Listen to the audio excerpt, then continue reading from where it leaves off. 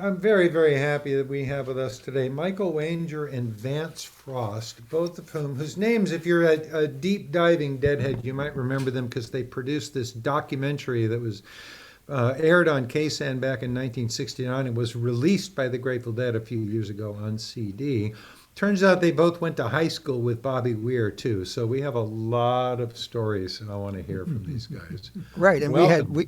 we also had Michael on the show talking about Mother McCree's Uptown Jug Champions because he was Right. responsible for recording them and getting that great single Well, his release. brother Pete made the Oh, made the Pete recording. made the recording, but Michael was certainly involved.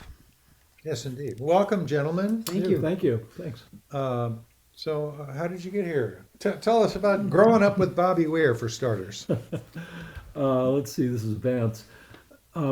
Bob and I both went to a little private school called Menlo School for Boys in Menlo Park, and we were together in eighth grade there. We were both kind of townies.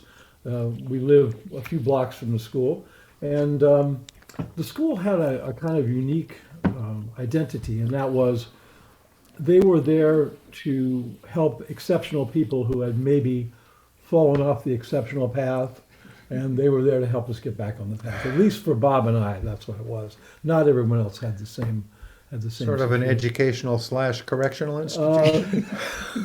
Yeah. It was one step short of reform school. But no, it was. But the interesting part about it, I'll just put in shortly that many of the teachers were part-time people who were Stanford students. So here we were, 13, 14, 15 years of age, and our teachers were in their early 20s. So they weren't that far off time-wise, and we could relate to them well, and they could see what we were doing too. So, did you get in a lot of trouble? What was Bobby Did like as a did we get in teenager? a lot of trouble? Yeah, I mean, there were some things we did that were slightly, slightly out of the norm. One of the things that happened at the school was that every boy, this is a school for boys, every boy in eighth grade got invited to a country club event where they were starting to set up people to be chaperones for the cotillion, for the young ladies coming out later in high school. And Bob and I both went. Everybody had to go from school. It was like mandatory. And so we went to the country club, and we ducked out the door within the first 7 minutes of this thing. They never found us. Sounds about right. And Michael, where did you enter the picture? I came in the following year, the fall of '61, At the same school? at the same school. You're all a bunch of juvenile fuck-ups, were you? Yeah, well, Bob was just shy of 14 years old when I met him, and Vance knew him before that. And, I talked a lot about him on the last show, so I don't want to repeat that stuff. But he was I just mostly remember his big grin that kind of told you that he was onto something that, maybe some of us were missing out on. Yeah. Well, he was bold. I mean, he was willing to take risks. I mean, we both left the school in our sophomore year. I, of course, went on to traditional education. He went on to a very liberal, wide-running education and ended up joining what would be the Grateful Dead in about his junior year in high school. So he was the youngest member of the band. So By far. And Michael, you were actually in a band with Bob. Right, I'll get to that. Okay. I kind of want to go chronologically. Okay, go ahead. And not leave a lot of stuff out. Good. But as far as Bob Weir's influences and pretty much every other folkie in the Bay Area, it was just a very, very healthy scene. There were so many venues and so many open mics. In San Francisco, there was the Coffee Gallery on Union Street. There was the Purple Onion, where the Smothers Brothers got their start. There was the Hungry Eye that had top flight talent all the time. They had the Kingston Trio and Ian and Sylvia, and the Journeymen that had John Phillips and Scott McKenzie Yeah. in there. So you went to these shows there Oh, as yeah. kids? Yeah, my friend Bruce and I would take the train. We couldn't drive yet. Right. We'd take the train up to San Francisco and go to the Hungry Eye. Bob Matthews told me once that he and Weir snuck into one of the clubs in Berkeley to see the Queskin Jug Band when they were severely underage because they really wanted to get close to Maria Muldaur. You bet. As who did. So there was also the Berkeley Folk Festival was a gigantic event with just everybody who was anybody. That was a yearly event. But there in Berkeley on the campus, there was the Lair of the Golden Bear. And in San Jose, there was the offstage that had been run by David Freiberg and Paul Kantner. Right. And then, of course, there was the Tangent, which was our go-to place because I was going to school down there near Palo Alto. And that's where I'd go see Jerry's bands. And whenever he was playing with one of his bluegrass bands, the Wildwood Boys or the Black Mountain Boys, the place was packed.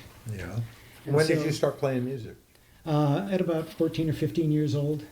And that's about the time that I met Bob. And when we first met, we were just strummers. Yeah. We just strummed great Kingston Trio. He told me once he took up the guitar because it was hard to carry a piano around school to impress girls. Sounds like a good idea. But I think we have a clip from the Tangent of Jerry from June 1962. Yes, If you'd like to which play one? that. Little Birdie? Oh, yeah. Charlie, can we listen to Little Birdie? It's from the album Before the Dead that Brian Mixes put together some years ago. This is a song that was recorded originally by the Coon Creek Girls, whoever they are. And with God's help, if the banjo stays in tune, I may be able to.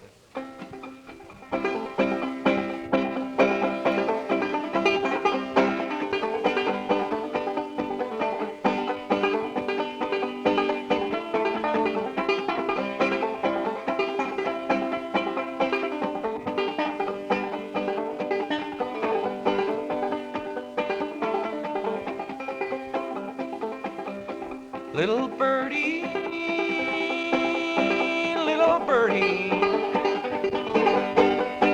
come sing to me your song. I've a short time to stay here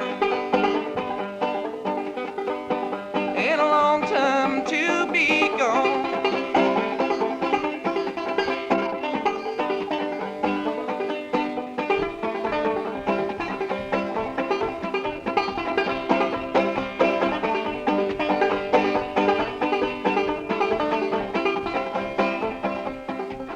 That'd be in some dark holler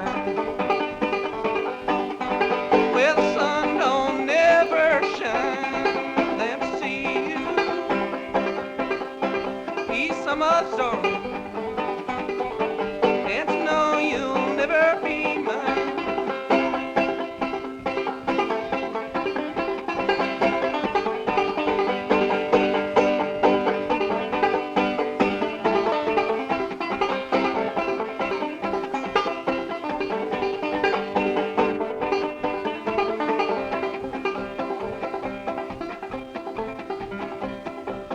Little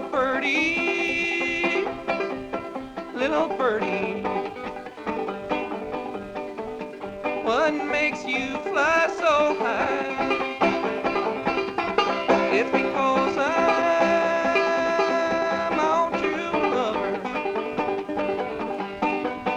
is waiting in the sky.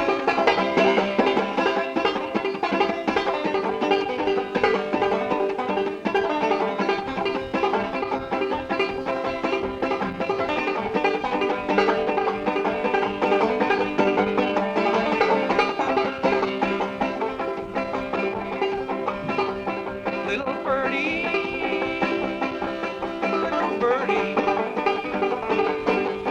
come sing to me your song. I've a short time to stay here and a long time to be gone.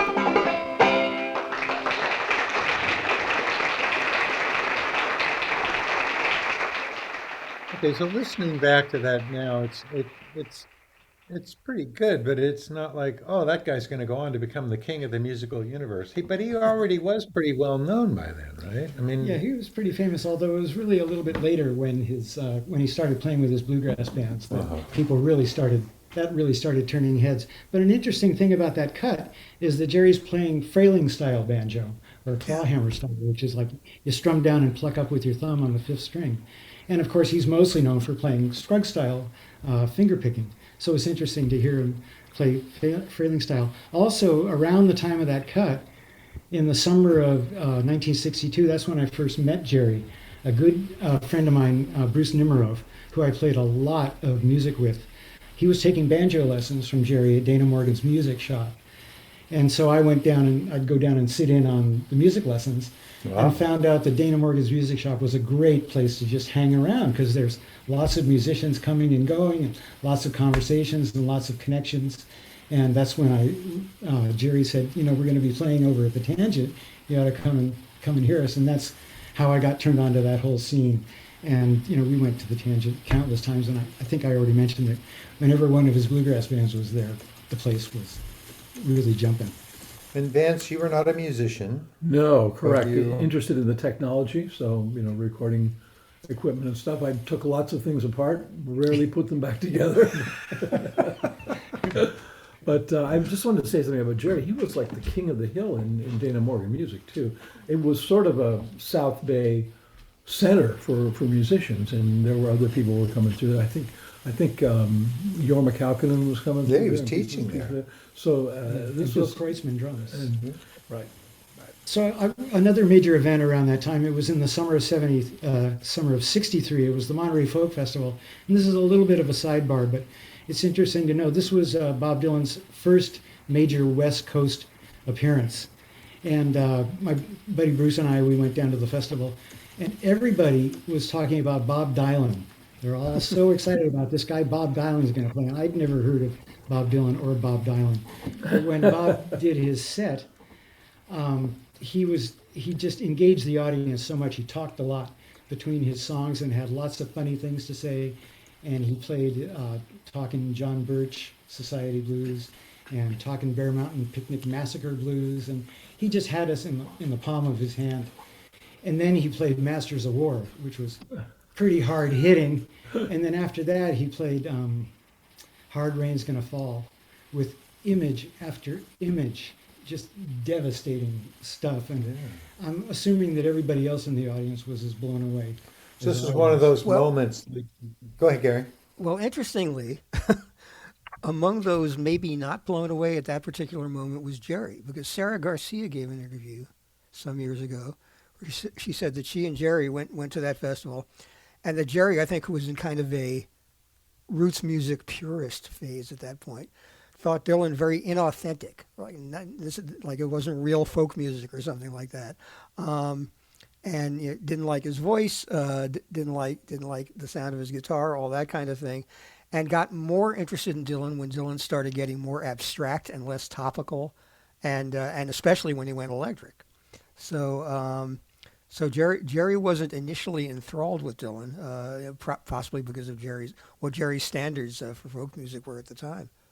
That's interesting. You got to wonder, what came along that opened Jerry's mind to that other stuff. He talked about seeing Scotty Stoneman playing extended fiddle solos and stuff like that. So that might have been where he got the idea of more expansive improvisational playing. But back then, everybody was seriously into getting it just exactly perfect. Eh? Yeah. But after Dylan said it, it seemed pretty clear that something had kind of shifted in the scene. So how did it affect you as a musician? Oh, I just wanted to learn all of his songs. I got to sing that stuff. Did you? Oh yeah, I played a ton of his music. But another thing that happened at the festival, there was a program for new artists, and they had 4 new artists on, and they just did short sets. And the last guy on the program was Michael Cooney. And I bring him up because his influence on Bob and I is immeasurable. Bob and I became huge fans of his. He was an excellent musician on banjo and guitar and 12-string, and he knew a lot about the music that he was playing. And he was a great storyteller. He had great boyish charm, and he even wrote a song called The Winnie the Pooh Suite. How can you not love that? And the funny thing was that immediately after his set, we all ran over to a banjo contest. Doug Diller was one of the judges. And it turned out that Michael Cooney entered the banjo contest, and he already had the audience on his side because we'd just seen his set, and he was so fabulous. And another entrant in the contest was Jerry Garcia, being backed up by David Nelson on guitar. And so there were maybe 8 to 10 contestants, and the judges had each contestant play one tune, and then there was a round of eliminations, and then they play each remainder would play a tune, and pretty soon it got down to Michael Cooney and Jerry. Oh my. And it was tough. Go ahead. What, did you have a tough time knowing who to favor? Well, the audience, nobody knew Jerry. We knew Jerry, but the audience didn't. And so the judges, I think, had a hard time deciding because Michael Cooney was playing frailing songs of Appalachian tunes, and Jerry was laying down these blistering bluegrass breakdowns with David Nelson backing him up on guitar. And I think either they couldn't decide or they just wanted the audience to enjoy a lot of banjo playing, but they kept saying, okay, Michael, you play one. Okay, Jerry, you play one. And this went back and forth for quite some time. And the prize for the winner was an Ode long neck banjo. And Michael Cooney was playing a long neck banjo. And I think maybe because of the audience sentiment or whatever, but Michael Cooney ended up winning the prize. So Michael Cooney beat Jerry Garcia at a banjo contest, but it was just a really, really great event. Michael Cooney, by the way, was a kind of a wandering troubadour. I mean, he went all over the place. I think he was out of Maine or something like that on the East Coast, but he toured all around the United States, whereas Jerry, of course, was not touring. He was hanging out in Palo Alto. Good idea. If you're just joining us, we have 2 live guests here at my house in Oakland. That was just the voice of Vance Frost, and I also have Michael Wanger here. They're both go back with these Grateful Dead guys decades into the deep peninsula in the early 60s. I have to ask, are you related to the Frost Amphitheater Frosts? Well, only in that my name is spelled the same way. So, Michael, pick up the story. Right. So fast forward to June 63, Bob was back from his stint at Fountain Valley in Colorado. After he had gotten kicked out of Menlo School after his freshman year, his parents sent him to a school in Colorado that he couldn't get kicked out of. And that's where he met Barlow. And that's where he met John Perry Barlow, thank goodness.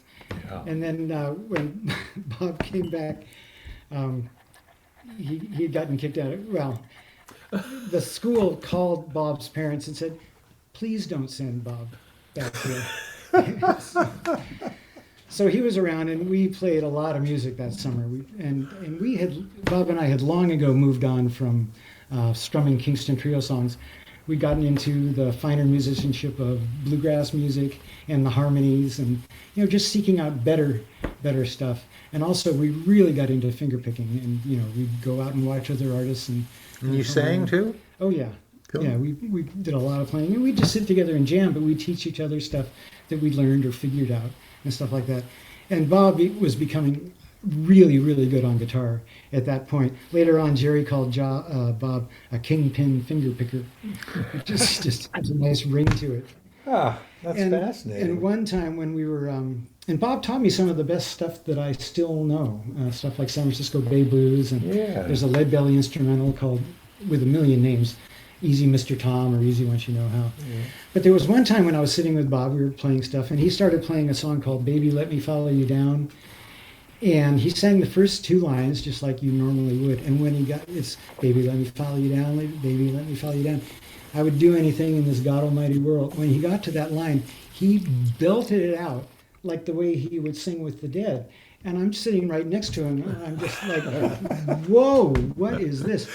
And he was just getting better and better. And I remember telling my friends, I think Bob, he could like really be a professional musician someday.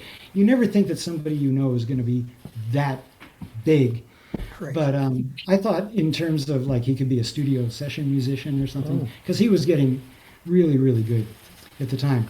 And then in the fall, that's when he started going to the free school. It was called the Menlo Atherton High. And I had heard somebody on your Facebook page said that Stevie Nicks and Lindsey Buckingham also went there. Yeah. And Pigpen was there. But that's where Bob met Debbie Peckham. And she was an excellent guitar player and knew a lot of Michael Cooney stuff. So Bob soaked that up from her and passed it on to me. And they started playing a lot of music. And also Debbie had a friend at the school, Rachel Garbett, who played auto harp.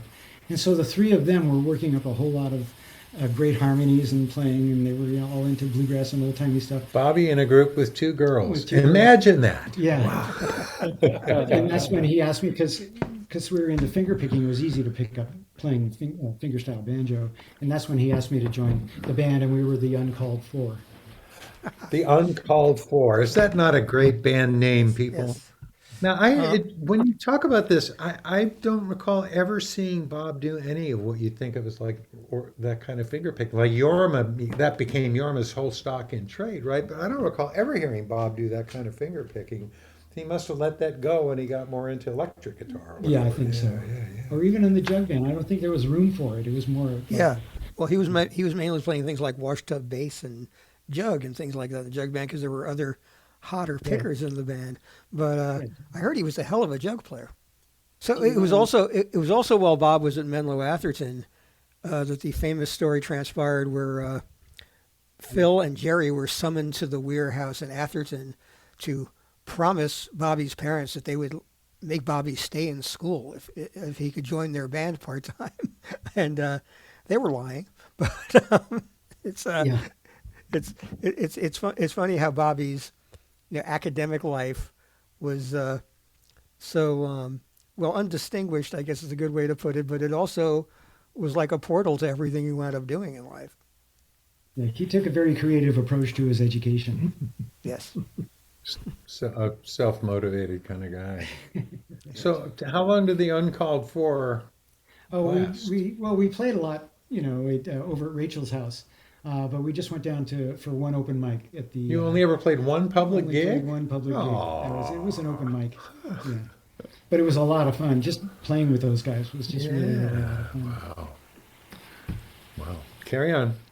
So in the summer of 1964, my older brother Peter Wanger Jr. was taking a radio production class at Stanford University, and he partnered with a classmate named Wayne Ott, and they decided that for their class project they would produce a series of programs called Live from the Top of the Tangent. So Wayne Ott went around to the local electronics store and somehow convinced them to loan him a really nice high-quality Ampex tape deck and a really good microphone. And they'd set up at the Tangent for many, many nights and recorded a whole lot of bands. And from that, they produced 10 half-hour programs of music from the Tangent. And one of the bands just happened to be Mother McCree's Uptown Jug Champions. And that's how those recordings got made. And during the summer of '64, Vance and I were on a cross-country road trip. We went out, among other things, we went to the 1964 Newport Folk Festival. That was the year that, before Dylan went electric, it was the year he was singing Mr. Tambourine Man. And we came, so I missed that whole summer at the So you Tangent. two teenage boys driving across the country? Yeah. That's right. Yeah, Your yeah. parents let you do that? They didn't know. We told them we were just going to go out of town for a day or two. We were gone. We were gone for 8 weeks.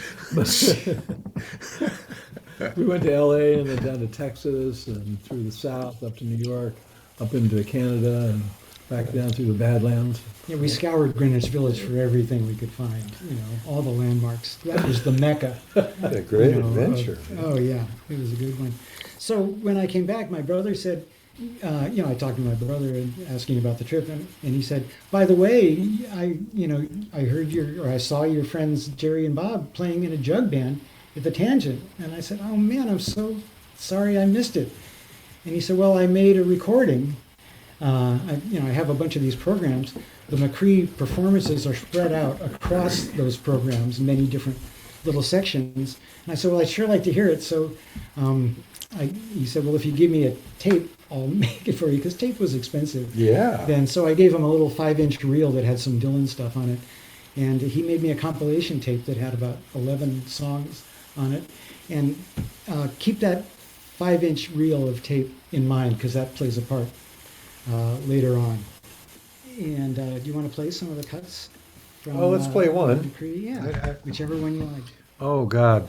Well, do you want to do the rub thing, or we Sure. talk about the rub, do the discussion, and then play the track? Yeah, now this is actually a cut from the documentary that Vance and I produced later on.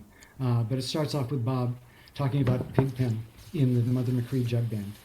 And the We're nucleus of gonna- the jug band really was sort of me, Jerry, and Pigpen. Pigpen has a really rich and varied background, particularly in blues. I think he started out playing blues piano. His father was a rhythm and blues disc jockey for a while, and I think that's what got him into it. And so anyway, he was just perfect for the jug band. He was the inspiration behind our rhythm and blues thing, which catapulted us into the rock and roll phenomenon. And we'd like to have Mr. Pigpen McKernan here, known in the more esoteric circles. Mr. Pigpen McKernan would like to sing a Lightning Hopkins song. I wouldn't like to, but I will anyway. He's going to sing a song called "The Rub," and we're not going to be responsible for his contents or his. Hey, I'm supposed to be over here, aren't I, man? Yeah, in the middle. Yeah, there you go.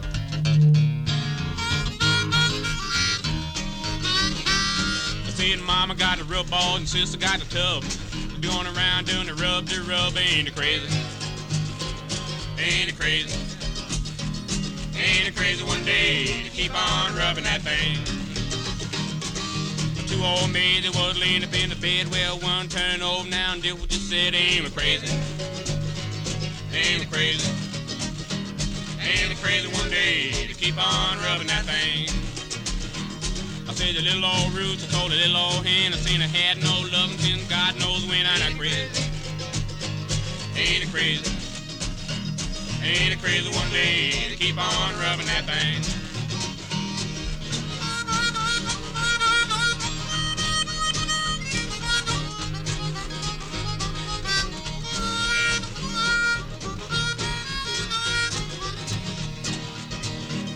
Well, I see that woman gone behind the hill. I'm gonna find that girl, I'm gonna do my will. Ain't it crazy?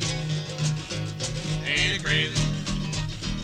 Ain't it crazy one day to keep on rubbing that thing?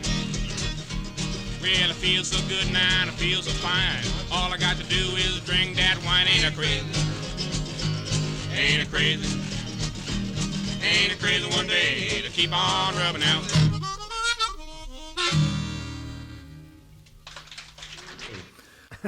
That was Mother McCree's Uptown Jug Champions, and we'll talk about that record. But also, we heard a little excerpt from this radio documentary that Vance and Michael produced in 1969. So I want to bring that up. That's how both of these guys. Well, I met Vance professionally in another context altogether. But these guys produced this amazing documentary that we heard on KSAN in 1969, and they sent it out to some other stations as well. So tell us about that, how you guys came to do that. The little talk that Bobby talking about the jug band was an excerpt from that documentary. So in the winter and spring of 1968, Vance and I had a radio program on the Stanford station KZSU, and it was called Sgt. Pepper's Lonely Hearts Club. And we would explore the history and evolution of any particular music artist or a group or a genre. Like, for example, Eric Clapton, it was real easy to follow him through all the different groups that he'd played in at that time and talk about his history and his evolution as a guitarist. And we made a lot of these programs and really enjoyed doing it because we get to learn stuff and we play examples of their music. And we kind of fantasized about taking the show that we were doing to the next level, and we fantasized about taking it to KSAN, having it be one of their programs. And at the same like time, a regularly scheduled sort of history feature kind of thing. Right, because we were doing it a lot, and we really had a great time putting all that together. And at the same time, the Dead were becoming more and more popular in the San Francisco music scene, and so that meant that the McCree recording that we had was gaining in relevance at that time. And another thing that conspired to make us bold was that Vance was working at Golden State Recorders, so we had access to all of this equipment with which we could put together, do a really good job of making a documentary.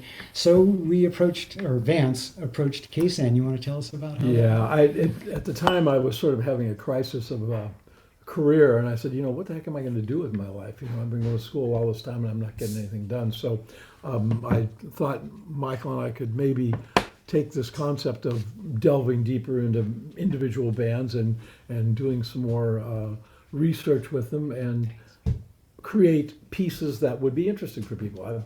I'm always trying to come up with something that will be an audience pleaser of some sort. And so I said, well, what can we do? KSAN was the outlet. They were the underground station du jour, really for the beginning of underground radio. And Tom Donahue, whom I had actually met a few years earlier at an ill-fated Beatles concert that he produced. It's unfortunate problem. It was great. It was their last concert they ever played. So I called the station and tried to get in touch with Tom and got a chance to come meet him. He said, "Come on up, I'm on the air." And so Michael and I went over there and sat down with him. While in between him playing records, he'd play these long extended pieces. And we said, we have an idea we'd like to do. And we thought, who could we work with first? It would be our friends, as the Grateful Dead. So we'd love to do an extended piece on that. How would you feel about it? And he said, well, okay. Tom Donahue was a man of few words and a deep, deep voice. So from there, I don't know how much more detail to go into, but he arranged us to have a meeting with the Grateful Dead management team and a few other hangers-on, a week or so later, and at KSAN, and we all showed up there and kind of hashed out the way the thing could get done. Right. He, basically Tom Donahue just said, just use my name. But it didn't really take us very far. It was not so easy. Like, you said, we went to the Grateful Dead offices many times to try and arrange some kind of interview. I don't know. Even though you were old friends with them, you still... Well, they weren't there. It was the Yeah, it was the management team. It was Rock Scully and Danny Ripken, who were the transitional management from having no management to having, some sort of very professional man. These guys were not bad, of course, but they were a bunch of hippies that were playing managers, and they did a good job, of course. But so we'd go to the offices and end up talking to the staff, and mostly since how these things work, when a band starts to get successful, there's a gravitational pull. There's a ton of people coming to the thing. And what does the staff do? Hold them up. They're the gatekeepers to keep the gates closed. And so we'd go over there and say, we want to do this and stuff. And they'd say, oh, yeah, come back another time. So anyway, they were in a office upstairs on Union Street above a liquor store. So we'd come back over and over again. And finally, Tom Donahue's name did get us through. And we were able to start setting up interviews with people, and the rest is history. Yeah, the very first interview we did was with Ralph J. Gleason, who was the jazz and pop music critic for the San Francisco Chronicle, and a very credible, wonderful writer, and a huge booster of the San Francisco ballroom scene. He was one of the first serious writers to really promote this. He was also the co-founder of Rolling Stone magazine with Jan Wenner. Yeah.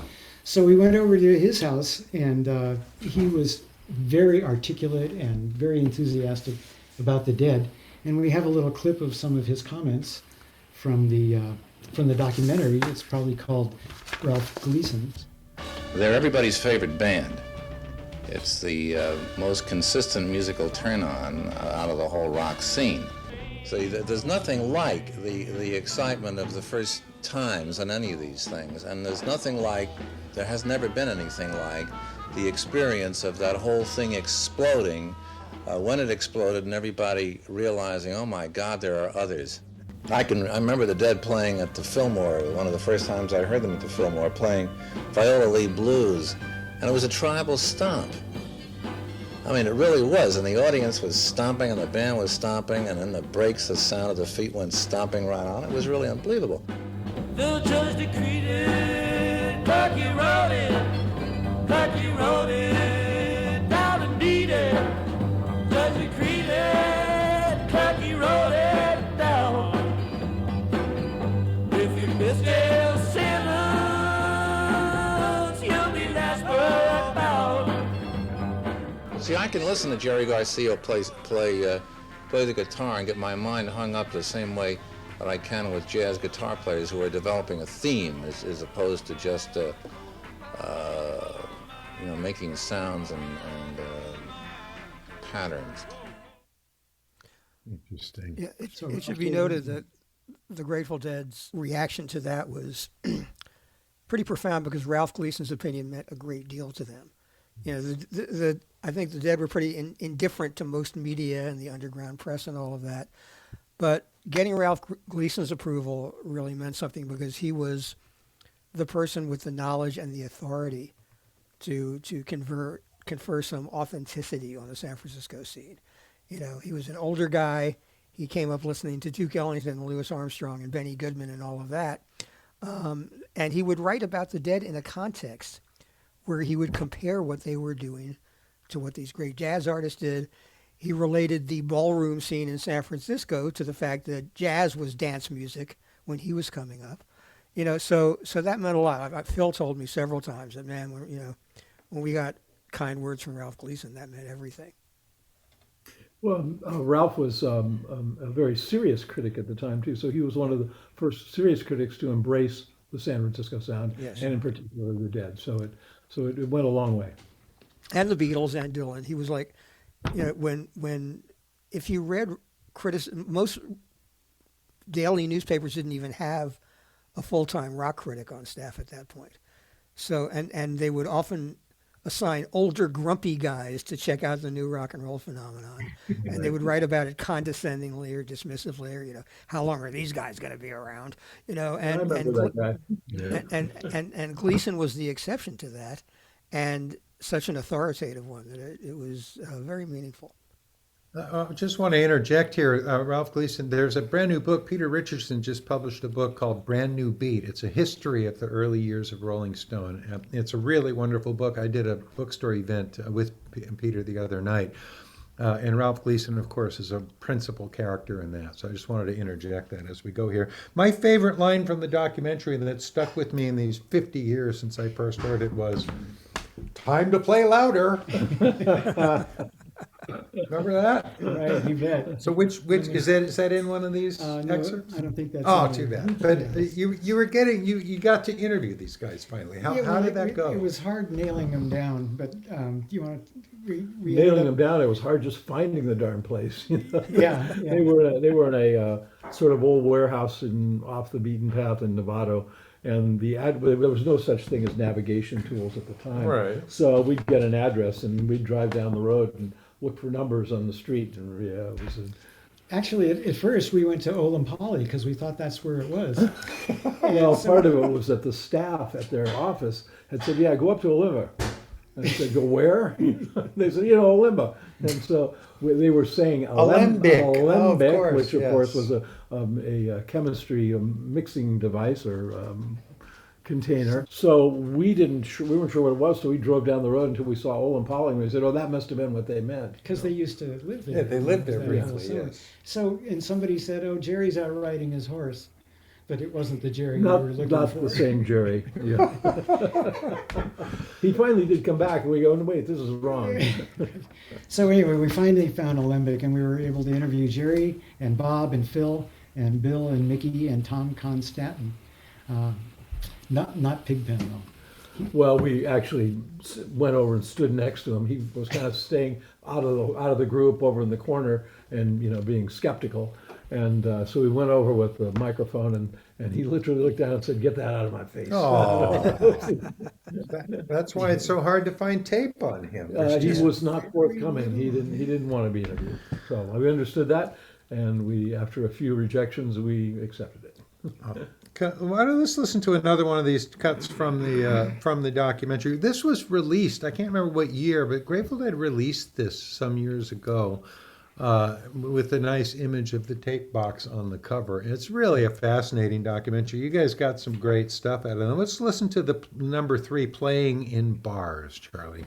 It would be Saturday night and be real crowded, and the whole scene would just get into a sort of a pressure cooker system with all these drunk people on the floor, and we were just really we were merciless, like I say. Yeah, we had quite a shoot 'em up show for that time, I mean. The bartenders were good and crazy. They were potheads, and like for instance, we'd be playing and they'd land in the bar with ashtrays and fill the ashtrays up with lighter fluid and light them. The whole bar would go up in flames, seemingly. and the place would get pretty crazy for a minute, and we'd just pick louder and more intense. There was two factions. There was like the bartenders who were crazy, and they wanted us to turn up, and the customers wanted us to turn down. I was 17 and looked 12, and I had a phony ID that said I was 21. We worked there for like 2 months, 3 months, something like that. And like the people that came, the attendance gradually got tinier and tinier until there was like nobody there, man. There was just no anybody there, but they would never fire us for some reason. The owner of the place always told us, "You guys got to turn down, man. You got to turn down. The people are leaving." And we turned up and up and up. I mean, that was our chance to get crazy, playing in bars. The source of the dictionary, great big dictionary. It was either in Oxford or the Webster's, the Oxford New World. Yeah, it was the Oxford New World. Great big dictionary. We went through millions of incredibly funny variations. Oh, like mythical, ethical, icicle, tricycle was one of the more conservative. Speaking of the band getting louder and louder, there's a great quote from Jerry in a fairly early article I read about the Dead, and Jerry said, "Yeah, we've been kind of experimenting a lot with dynamics lately. Right now we're on deafening." Really. That's about it. Cool. So tell me more about the documentary. You guys, I don't know, do I want to hear more stories about getting the interviews or what you did with it? Yeah, we have a few more, but yeah, tell us some more stories. Farther down the line, I think it would be really good to play. In Folding Space, Jerry talks about the concept that they of the second album, which is Let's listen. A huge departure. Okay, this is talking about the album that became Anthem of the Sun. But this is as they had finished Anthem. They had done it. Okay, yeah, they had finished their second album. He talks about the concept that they had for this, and it's really complex. And you have to hear this in stereo, this clip, to really appreciate it. While recording their second album, they devised the concept of blending studio recordings with live performances in order to create a new form of continuity. This had an effect on their live performances in that instead of playing separate songs, they combined them together in a type of musical collage. In the second album, we wanted to make a record.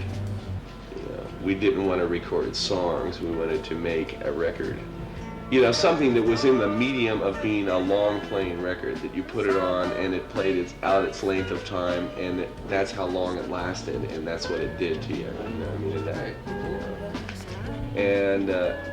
We began to see that as being a form, and it's akin to drama, to being able to start a thing and just going with it rather than having interruptions and breaks and so forth and so on, And we wanted to learn how to do that. So we learned the whole process of recording. We learned all about it. And we had ideas that we wanted to do, and we didn't know of any way to do it. And we had to invent, like most of the technique that was used on that record, just in the studio. Just like how can we make it sound as though the world's coming to an end? How can we make it sound like Purple? Like that. I mean, it's stuff that's like was that far out, and we had to extract the shit from our head and figure out some way to implement it. If you know what I mean, it's mostly a matter of logistics, like three-dimensional chess. When we recorded some of those things, we recorded some of them with using an 8-track machine for the band, and then using a 4-track machine for the room. So that we had 4 tracks of the room, various parts of the perspective of the room, like one corner of it over here, one corner of it here, one in the middle. I've done lots of different places, some at the Carousel, some, on tours that we're on. And then we do things like, in mastering, we had the 8-track and 4-track playing simultaneously. We'd be mixing them together and crossfading them, so as to get partly the sound of the band, partly the sound of the hall reverberating, and it's just like extremely subtle, and the only thing it does is give you a sense of enfolding space. This actually relates to the deep dive we took into Charles Ives last week, and the new Owsley Stanley Foundation release that Phil was dreaming of having released. Unfortunately, it wasn't realized during his lifetime. But Phil talked about how when they were working on Anthem, part of the concept of different converging and colliding versions of the Grateful Dead in the mix of Anthem were informed by the music of Charles Ives. So that was, if you listen to Anthem now, that kind of becomes self-evident. There are all these different things going on, and they're slightly unsynchronous. They're slightly out of phase with one another, and it really contributes amazingly to the musical design of the piece. Let's talk with Vance a little bit, because he's an actual recording engineer, about how all that stuff was done by them and how you guys did some of that. I mean, you had to perform your documentary onto tape as well. Yeah, we would take different pieces of tape that were the same basic material but from different locations and times and run them slightly off speed. So you would get a sound of a phasing effect or a very spatial effect on it. And it was a lot of work. It was a lot of fun. It was also a lot of fun. It was very satisfying when it was done. So one of the least successful interviews was with Paul Kantner and Spencer Dryden of the Jefferson Airplane. We interviewed them on their Fulton Street house. You want to talk about that one? Yeah, I was at that point working with a Quicksilver in the studio on one of their first or second albums. I can't even remember which one it was, but anyway, we were able to get an in with Bill Thompson, the manager of the Airplane, and asked him if we could go interview Paul and whoever else was there, Paul in particular, because he was the leader of the band at the time. And we got a time and a date, and we showed up and we rang the doorbell, and the person came to the doorbell and said, "Who are you?" And said, "Well, we're here to do this," and say, we felt like encyclopedia salesmen. They tried to send us away, they didn't want to let us in. So finally we were able to get through to somebody, and I forget who else was there. It was Spencer Dryden and Paul Kantner. So they allowed us to come into the foyer and set up our mic and tape machine there and ask him some questions. It was, I don't know if I'd say it was the least successful, but it was the shortest interview we did, that's for sure. We sat on the floor. That's there was right. no furniture in the room. And we spent most of our time trying to convince them that we really were doing a documentary for KSAN. Right. Now, you did get very colorful stuff from Paul Kantner and John Cipollina. It's another one of my favorite things is the very opening of the document. Dave Freiberg, yeah, David. Did I say? Oh, David Freiberg and John Cipollina. Yeah. The most fun interview was because Vance already had a connection. Yeah, I was working on an album, at Golden State at the time with them, and so they readily agreed to welcome us into John's house in Mill Valley. So it was a rainy, cold night, and we wound our way up these narrow streets to find John Cipollina's house. Up in Mill Valley? Up in Mill Valley. Shady Lane? Yeah.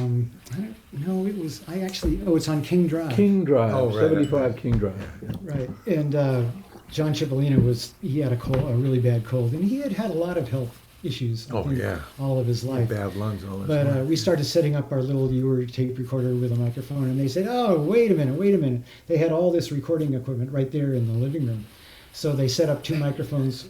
Most of the miking that we did was just a microphone on the table, probably 2 or 3 feet from the speaker. But they set up microphones right at their, right close to them. So the quality of that interview is way better than all the others. You won't hear the echo on them. But they got into, it's great when you have two people bouncing off of each other. Yes. And so they describe a raid that the Dead made on their, wherever they were staying. You can play 07 Quicksilver Raid. Oh yeah, let's listen to that. This is a really fun story.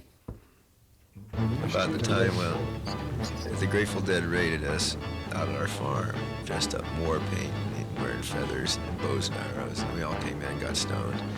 After they raided, circled our house, and we surrendered. Very begrudgingly. Yeah. Very good. But we were caught, with our proverbial pants down, I guess. Oh, they couldn't have picked a better Pants time down, to get the us. pot out, right? Yeah, we were Anyway. lying around our floor. I remember we were listening to Music of the Planets. It was after dinner. That's what we always did. Planets, man. Right after dinner, we used to always. And there we listen got to Neptune, the Mystic. And then blah blah. You know how it started? They were sitting around their camp. They went on this big Indian trip naturally because they had camp crafts. They had an archery range, and they were the Grateful Dead. And one night they were sitting around with the makeup. Jerry Garcia was beautiful. He had Tippecanoe and Tyler too written across his nose. And they got themselves all done up, you know, had Worked themselves the into a psychedelic frenzy process. of doing a war dance. And they said, let's go get the Quicksilver. And they really got us. We were loose. I feel that we did a horrible job of raiding a Quicksilver, because if we had been really Indians and we had really been raiding them, they would have killed us all. They had guns and we didn't. They're really good sports, man. You shoot a Grateful Dead and he'll die. That's a great line. You shoot a Grateful Dead and he'll die. I heard a story about them, about the Quicksilver coming to raid the Grateful Dead at the Fillmore, and they got busted with their toy guns in their van. But that's If they for were in another fact day. toys. Yeah, because there were riots going on in the Fillmore district. at Right. that It was point. bad time to be walking around with a play gun. With a toy gun. Right. Yeah, Exactly. All right, just if you're tuning in late and you wonder what the hell's going on, we haven't taken any calls today because we have live human beings here. I'm talking with Michael Wanger and Vance Frost, who are old friends of Bobby Weir and the Grateful Dead, produced this amazing documentary in 1969 that we're talking about. And tell more stories, guys. This has been great. Let me tell you a short story. We had this meeting in order to produce the documentary we did. We had a meeting at KSAN with the management team, which included Rock Scully and Danny Rifkin, who you were just mentioning, Rock in there. And there's a great quote from Rock about he was a fellow that raised up down on the Monterey Peninsula. His parents sent him to Europe for school and stuff. He was, an evolved guy of sorts, but he came back to be a hippie back here. And his comment about the Grateful Dead was, he said they didn't make a great first impression. He described the shaggy psychedelic rockers as the kind of random sample of unregenerate human types you'd find in a lineup, say, or at a Greyhound terminal.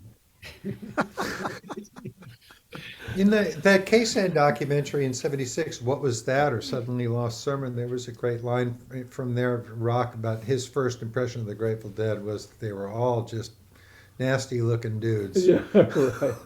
Except for Bobby, of course. Oh, Right, Mr. the pretty one. They were like, they had that Rolling Stones kind of edge, Yeah. scary edge to them. They were kind of punks back in the day, Right. Anyway. Yep. So after we did the interviews, we spent the next 6 months piecing this thing 6 together. months? Don't No wonder let- you never made any money. No kidding. On a per hour basis. It was low pay. We only had access to the studio on nights and weekends. We were students and we were working, and there was just not that much time to do it, but we squeezed in whatever time we could. And of course, the impetus for this documentary in the first place, remember I mentioned that 5-inch compilation Yeah. reel, and we wanted to use some Mother McCree songs at the beginning of the documentary. But that reel, it was third generation, and also at the end of each song, it fades out. And so I hounded my brother for the original tapes, and he looked and he just never found them. And so we went ahead and just took what we could off of that 5-inch compilation reel, which obviously will come up again later. The documentary aired on KSAN on June 8th, 1969. It's an hour and 53 minutes long, and there's a couple of notes about it. Besides, there's just lots of silliness and wiseassery in there. But also, criminally, we got the McCree band name wrong. We called them Mother McCree's Uptown Jug Stompers, which is totally incorrect. And also, we wanted an example of Jerry playing banjo from the early days. And we didn't have any recordings of him. So I used a cut from the Dillards. It's Herb Peterson playing Bending the Strings off of one of the That was, Dillards oh albums. my God. So I used to hear Dale Barcelos do Bending the Strings. So that's Herb Peterson on there, not Jerry, and I apologize. All these years, the fraud has been revealed. Finally, I had to get that off my chest. So you told me earlier off mic, you sent this out to other stations? Yeah, we had, let's see, we had requests from a couple of places on the East Coast. Of course, the Dead were really popular touring up and down the East Coast a bit. So a station in Maryland wanted it, and I can't remember which one it was now. But they were pretty much new age stations that were copying the KSAN format. And at the time, there was no internet. In fact, no way for us to traffic the program around. It was a 2-hour-long program. No way to traffic it around without physically making copies on reel-to-reel tape. So the amount of time and energy it took to copy the show and send it out really pretty much sapped our energy on that project. And we realized it probably was not going to be a viable long-term process. But we got one great show out of it. You did. Oh, by the way, another thing that we didn't say was the Dead wanted to make our show sound a little more interesting, so they did give us a copy of the live Dead album in its entirety for us to play after the documentary on the radio station. So nice. We had a 3-hour-long program. Well, we are having a little issue where we can't play some of these audio clips, so let's just get some more stuff out of. Yes, tell more stories. Yeah. Sure. Well, we can talk about the making of the Mother McCree CD. Yes, please and do. how That's that a came great together. It was a saga. Did Pete eventually find the master? Well, I'll get to that. Okay. So this is the story 35 years in the making. After Vance and I produced the documentary, we packed up all the tapes and pretty much forgot about it. Vance kept the masters, and I think I kept the original interviews, so if something happened to one of our houses, at least we'd have something. And then shortly after Jerry died, you were cleaning out your garage, Vance? Yeah, what did I find? I don't even remember. It was the infamous 5-inch. That's right, the 5-inch reel. That's right. Somehow those things got divvied up in a strange fashion, and the original recordings that you got from Pete were there.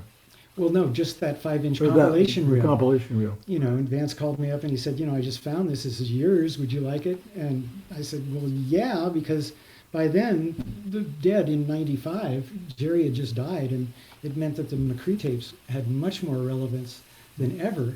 Right. I didn't have a tape deck, so I couldn't play it, but I contacted David Gans and brought it over here, and he made me an audio cassette of it that I could play.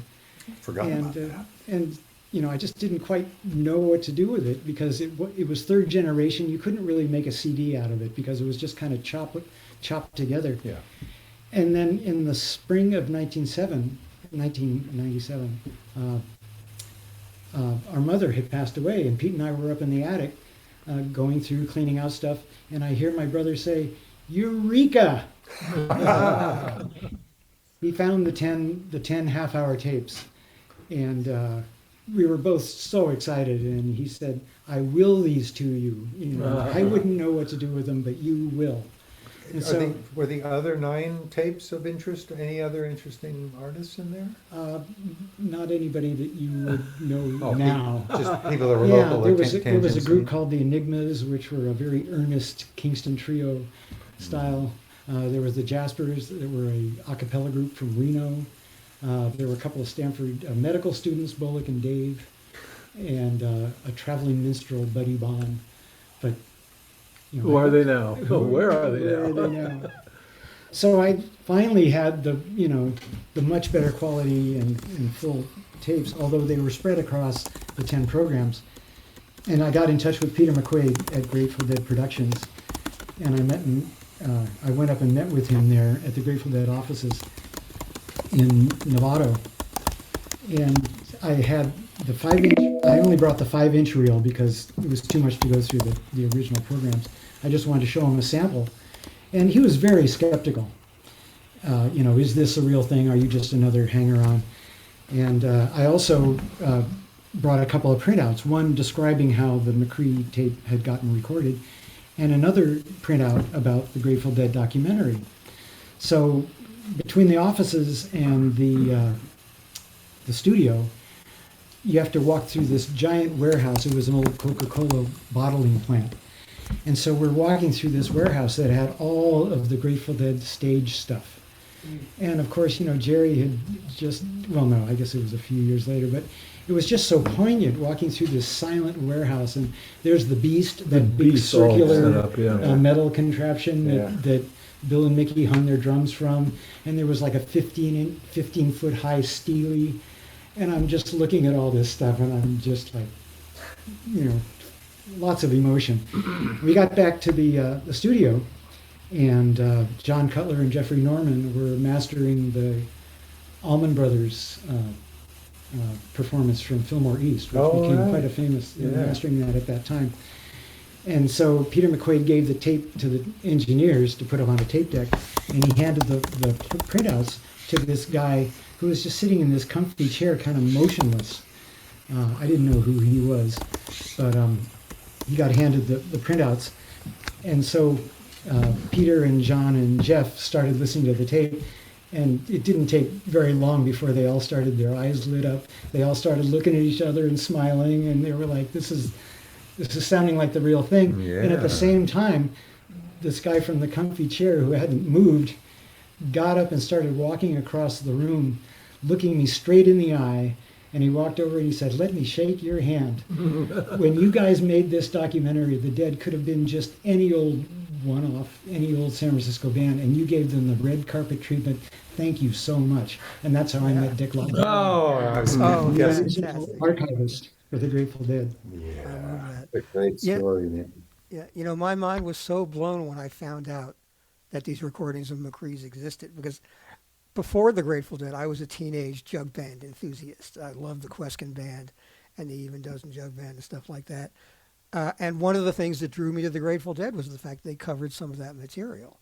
So I never thought I'd get a chance to hear them, in that embryonic form, playing that music. So when those tapes turned up, I was just amazed. And this is a good cue to play a piece of music by Mother McCree's Uptown Jug Champions. And this is a song that Deadheads will be familiar with. The Grateful Dead played it very briefly in their early electric incarnation in 1966 only, and then it disappeared. But then when they started doing acoustic sets in 1980, the stuff that turned up on Reckoning, they picked up this one again. This is a jug band standard. Queskin did it. The Lovin' Spoonful had their own version of it, and it's a song I always loved, and I loved hearing the Grateful Dead bring it back. So let's listen to On the Road Again.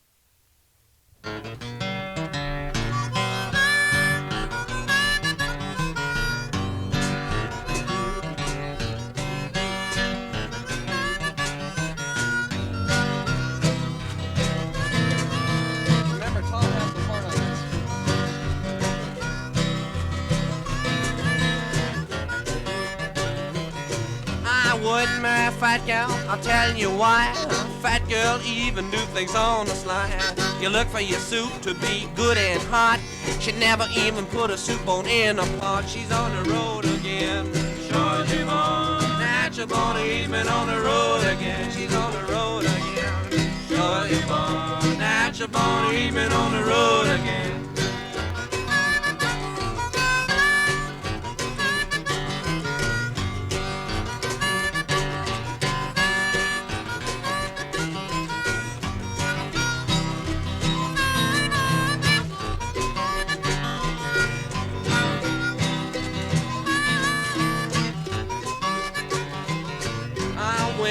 Door and my door was locked.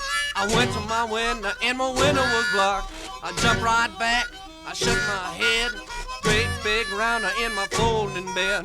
I shot through the window, broke the glass. I never seen a little run around so fast. He's on the road again. Georgia born, natural born, even on the road again. He's on the road again. Georgia born, natural born, even on the road again.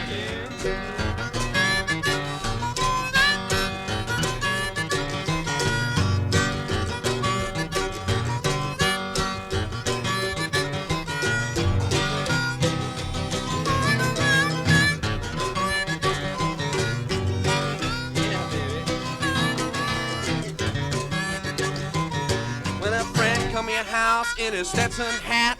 He wants to know where your husband is. Says, I don't know, he's on the way to the pen. Said, come on, mama, get on the road again. He's on the road again. Georgia born, Natcha born, he's been on the road again. He's on the road again. Georgia born, Natcha born, he's been on the road again.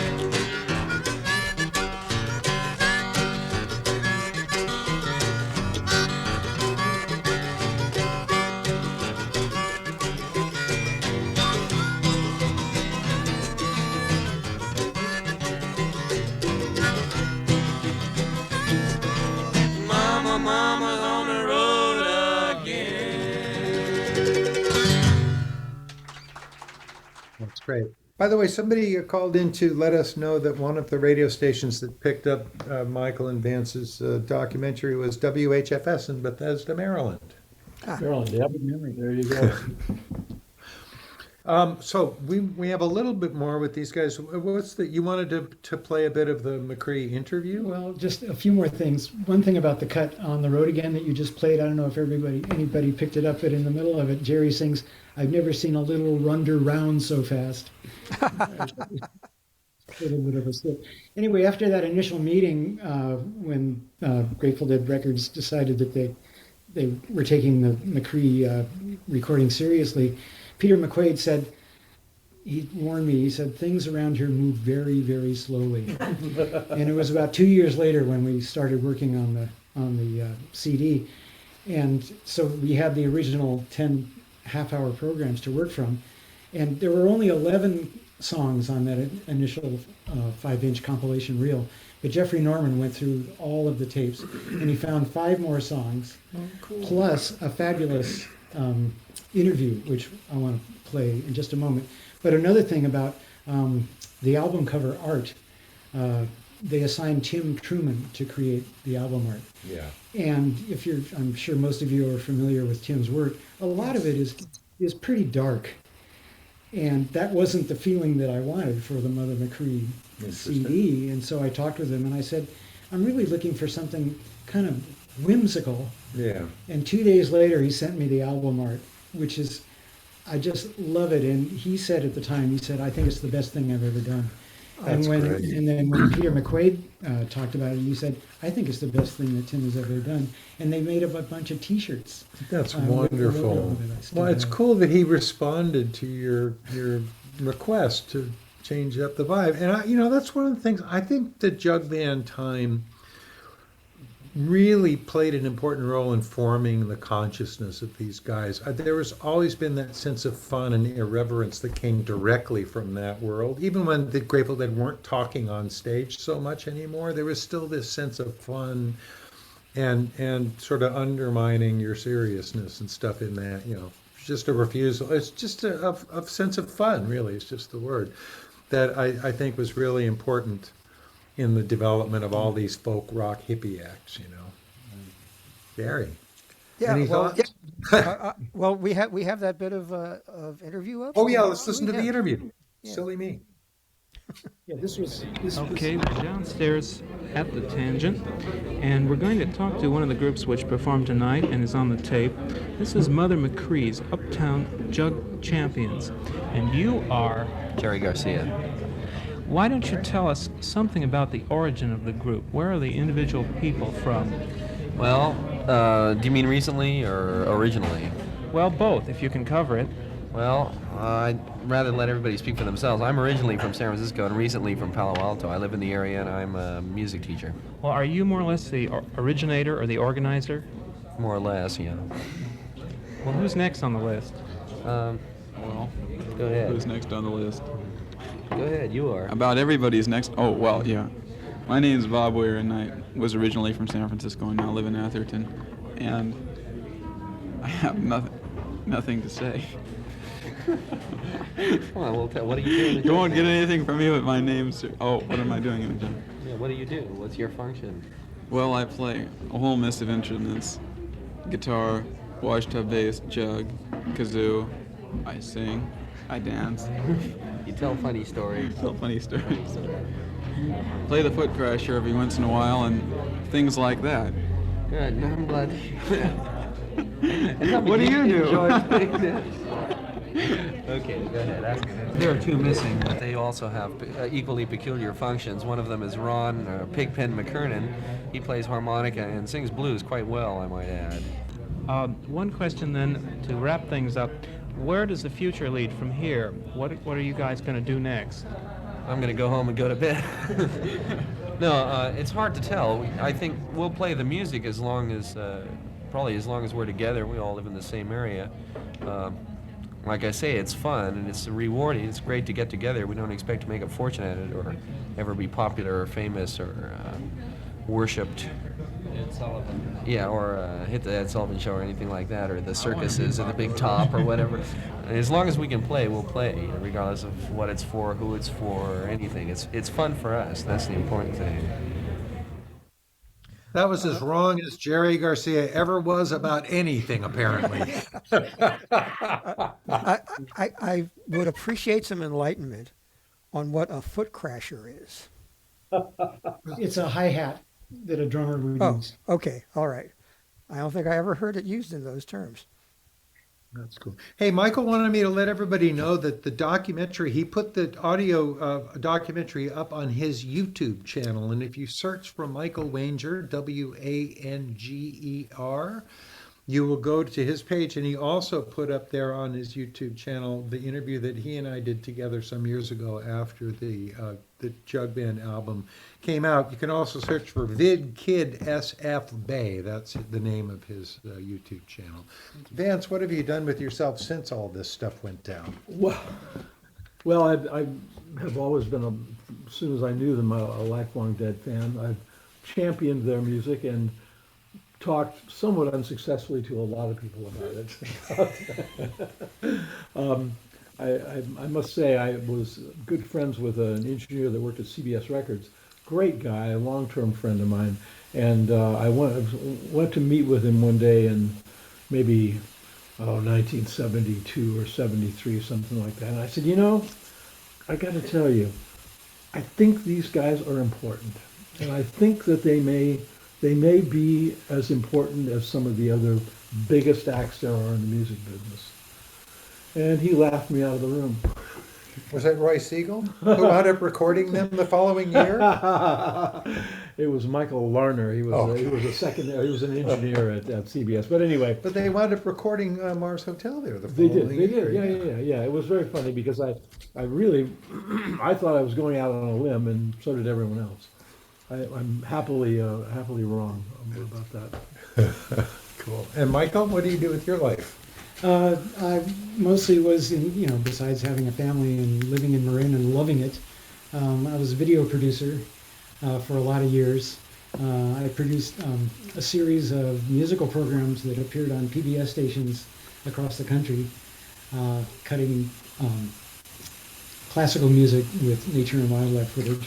Wow, what was that called? Well, there were four of them. One was Nature Symphony. Another one was cut to Vivaldi's Four Seasons called Nature Serenade. Wow. Another one called Wildlife Symphony. And then one, I got hired by a station in the Southwest to produce the Southwest Symphony. Are they available anywhere? They're on my site. Oh, You can great. catch them right at That sounds wonderful. VidKidSFBay. VidKidSFBay.com? Or on your no, that's YouTube just the name channel? of the YouTube channel. Okay, cool. Yeah. Wow, Thank those you. sound wonderful. Hey, we're running out of time, and we managed to fit this program into this 2-hour slot reasonably well. I'm sorry we didn't take more calls, but by the time we got ready to take them, everybody had hung up. What else do we need to mention in the minute and a half we have remaining? I don't know. I think we've really covered everything that could ever be covered by anyone. And I Michael learned a and lot Vance. today. Yeah, Michael and Vance, you've been wonderful guests, and there's only a conversation that's been going on for 60 plus years, so we haven't had nearly enough of it. So it's always great to have people who were there really before the beginning, who can tell some of these origin stories in entertaining and fascinating ways. So we greatly appreciate it. For sure. It's been a real pleasure. Here, here.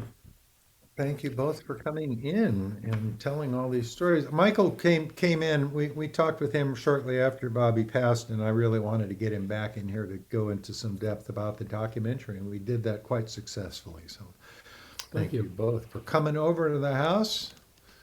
And Yeah. for the price of a couple of bagels, I got some great radio programming. Yeah, and I got 0 bagels. I just want to note. So.